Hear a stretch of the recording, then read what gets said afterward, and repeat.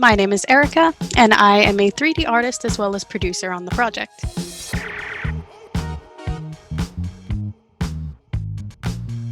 Out of all the creative directions I could have taken, I feel that game art really fit into a balance that I enjoyed, because it's both technical and expressive.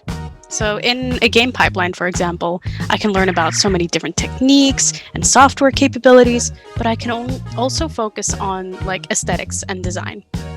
But of course, most importantly, I love playing games, and it's just such a big source of inspiration. So I thought, hey, why not be part of that development process? Originally, this game was pitched by Spilt Milk Studios, and the Katamari-inspired gameplay was brought to us by this client brief.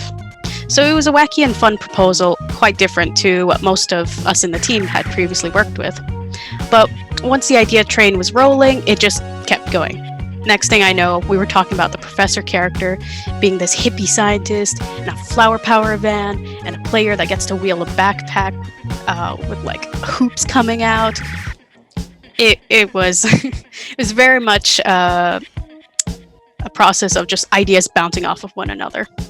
It was quite crazy.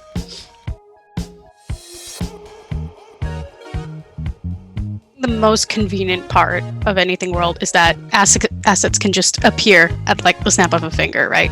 If you're thinking of, hey, we want to test out this cat on this level, boom, there it is. And when you're developing a game, you have to keep in mind these sort of deadlines for yourself. And so when we're on that deadline, being able to really fast-paced put things into a prototype makes the entire timeline much quicker and much more efficient.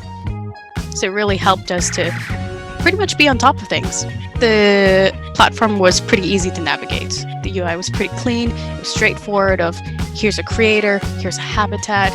And for an artist who doesn't really work with engines as much as I should have, it does make the process a lot easier.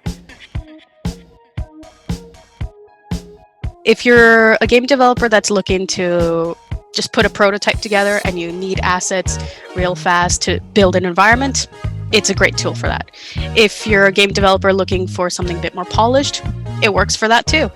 You have a vast library of animals, props, environmental stuff, even pre-made habitats that you can easily just put stuff in. It's a very fast-paced tool that's easy to use, so I do recommend it.